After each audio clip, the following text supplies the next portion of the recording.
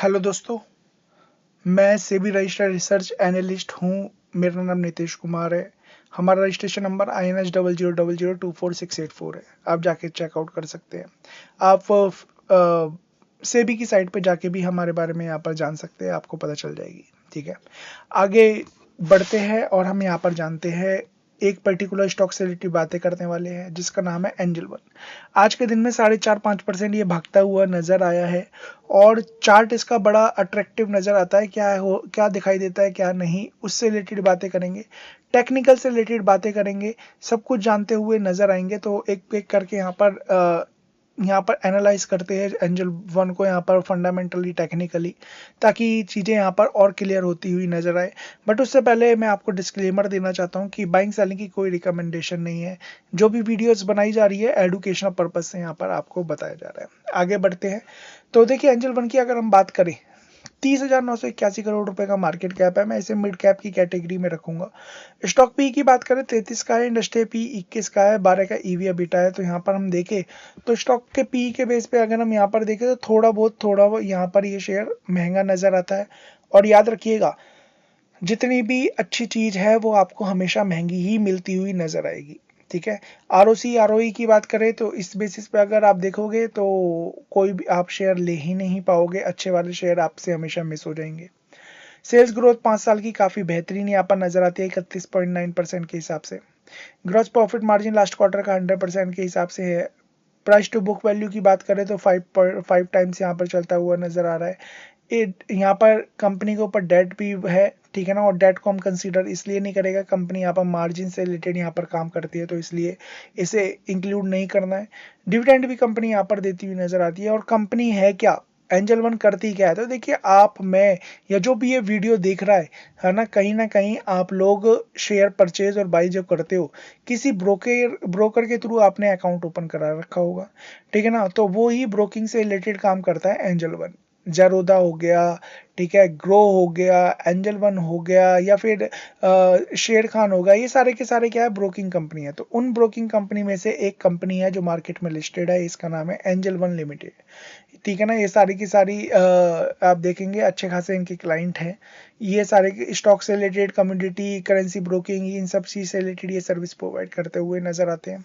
ठीक है, थोड़ा सा आगे बढ़े तो यहाँ पर इनके चार्ट की अगर मैं बात करूं तो यहाँ पर आप देखेंगे जब ये शेयर लगभग अभी तो यहाँ पर स्प्लिट बोनस मिलता हुआ नजर आया था। यहाँ पर हम देखें तो स्प्लिट होता हुआ नजर आया था ये शेयर। यहाँ पर मैं दिखा देता हूँ आपको, 2026 में 10 से 1 रुपए पे यहाँ पर, सॉरी 1 की फेस वैल्यू पे यहाँ पर स्प्लिट होता हुआ नजर आया था।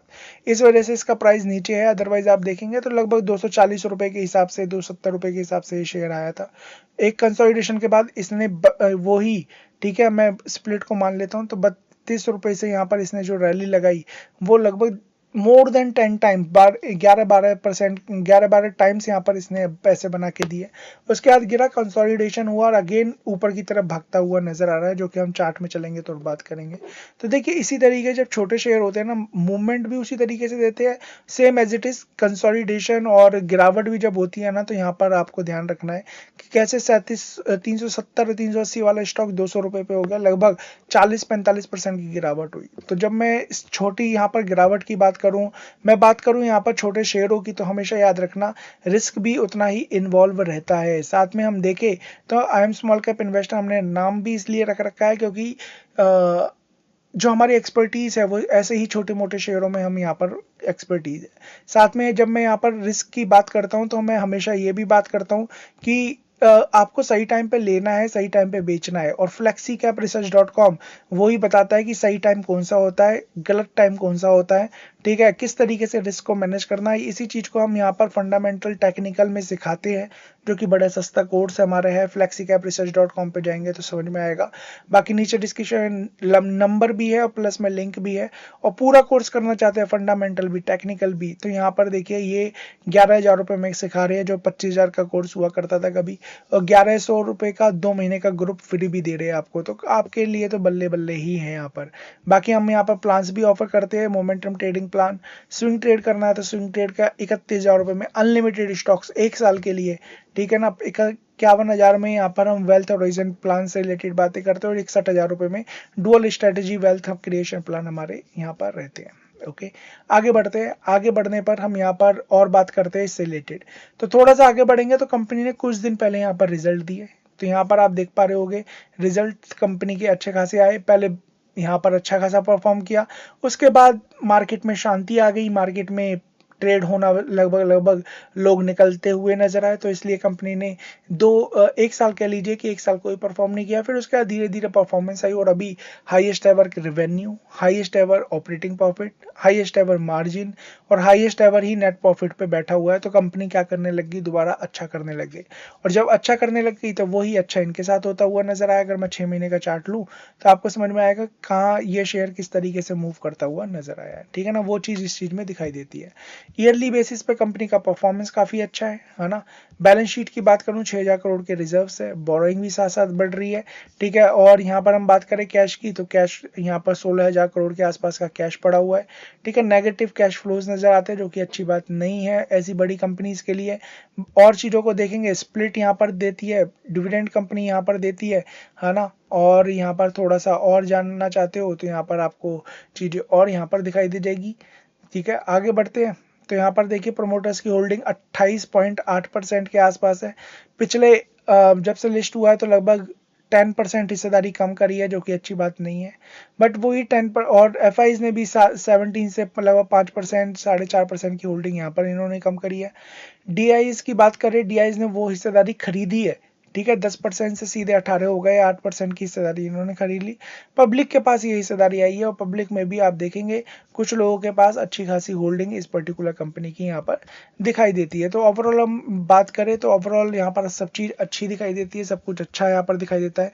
और इसका रिलेशन सीधे स्टॉक मार्केट से है। अगर यहाँ पर इंडाइसेस या फिर मैं बात करूँ स्टॉक मार्केट की, स्टॉक मार्केट अगर ऊपर चलेगा तो कहीं ना कहीं इनका बिजनेस बढ़ेगा। जब बिजनेस बढ़ेगा लोग आएंगे बिजनेस करेंगे तो यही चीजें यहाँ पर ऊपर जाती हुई नजर आएगी। और सेम एज इट इज अगर इनका बिजनेस नहीं चलेगा, मार्केट में डाउन ट्रेंड या कंसोलिडेशन होगा, है ना, लोग निकलते हुए नजर आएंगे, ज्यादा ट्रेड नहीं करेंगे, वो इम्पैक्ट इनके शेयर प्राइस में भी दिखाई देगा। पहली बात तो इस चीज को हमेशा आपको समझना होगा कैपिटल मार्केट में, जब कैपिटल स्टॉक्स में ट्रेड कर रहे हो तो इस चीज को हमेशा ध्यान रखना, पहली बात। दूसरी बात, हम इस चार्ट को यहाँ पर देखें तो आपको यहाँ पर चीज़ समझ में आएगी कि आज के दिन में इसने एक ब्रेकआउट देता हुआ नजर आया है, ठीक है। क्या आपको अटेम्प्ट करना चाहिए, ठीक है ना। तो मैं इससे रिलेटेड कुछ नहीं कहूँगा, ठीक है, क्योंकि हमारे ऊपर कुछ रेगुलेशन होते हैं।